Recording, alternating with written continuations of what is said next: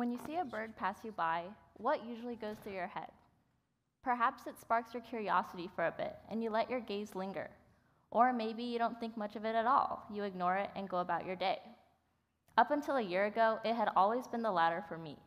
To me, birds were nothing but ubiquitous and ordinary creatures, and therefore something I never really cared about. It wasn't until last February when my apathy towards these animals changed into a fascination I still hold with me today. I was on a walk one morning with my mom at one of our local regional parks, and as we were passing by a lake, I noticed a bird I had never seen before, perched on a tree. It was black, had a bright orange hooked beak, a long neck, and to my surprise, had webbed feet. I was very confused. How is it possible that a bird with webbed feet be able to perch on a tree and not fall off? After all, when's the last time you've seen a duck or a goose perch on a tree? Trying to describe this peculiar bird to my phone, I realized the bird that I have come across was known as a double-crested cormorant. Apparently, cormorants are one of many web-footed birds that can perch on trees. But what surprised me even more was how common cormorants were in my area. Here I was, thinking I had come across some rare bird species, when in reality, I had just never noticed it until now. I've lived here all my life, yet it's taken me 17 years to notice this one bird.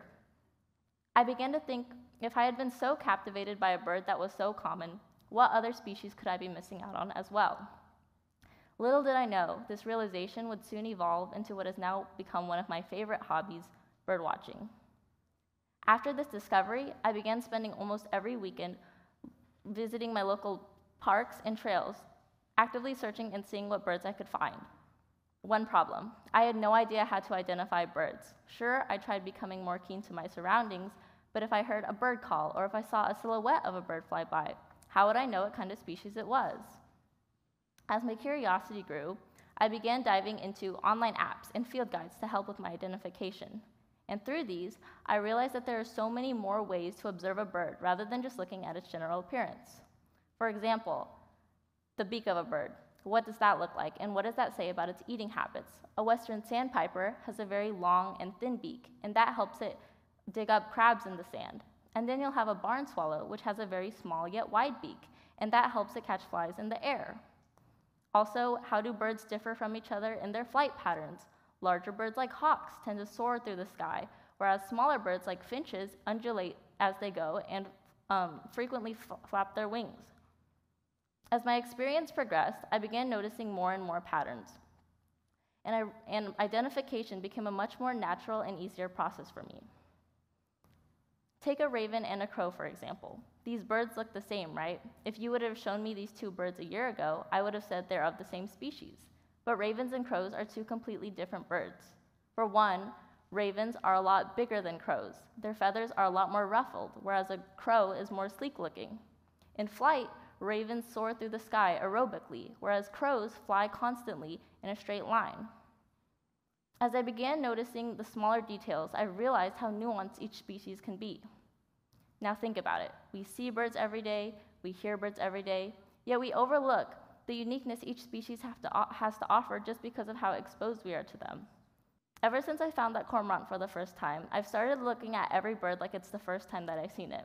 I'll admit, from a glance, all birds do seem the same: black, brown, gray. But what if we let ourselves look a little longer at these creatures? From a glance, a northern mockingbird may seem dull-colored and not much to look at, but when it opens its wings, it has these very eye-catching patterns. Warblers are very common birds in our school grounds, but we often overlook them because of how small they are. Yet each of them has this very beautiful striking yellow on their rumps and their chests. Birdwatching has been my gateway to noticing the little things of our natural world. Up until then, I, like many, always had this first instinct to always take out my phone whenever I wanted to pass the time. But now, in car rides, I like gazing in the sky and noticing a red-tailed hawk or a turkey vulture in its circling flight pattern. Even when I'm just walking from class to class, I can hear a buzzing noise and think, oh, that's an Anna's hummingbird, and tell my friends, watching their faces light up when they notice it too. Moments in my life that used to seem mundane or unimportant have now become opportunities for me to be present in my surroundings. Birdwatching is so much more than just for the bird enthusiasts of the world. It is an activity almost anyone can do and challenges us to immerse ourselves in the present moment. These are just photos I've taken this past year of birds I found from just visiting my local parks. All this time, there's been such a diverse range of birds living in my area, yet it's taken me this long for me to actually appreciate it, let alone even notice it. So the next time you find yourselves outside, I invite you to look up and listen. For in that moment, you may realize how beautiful our natural world can be. Thank you.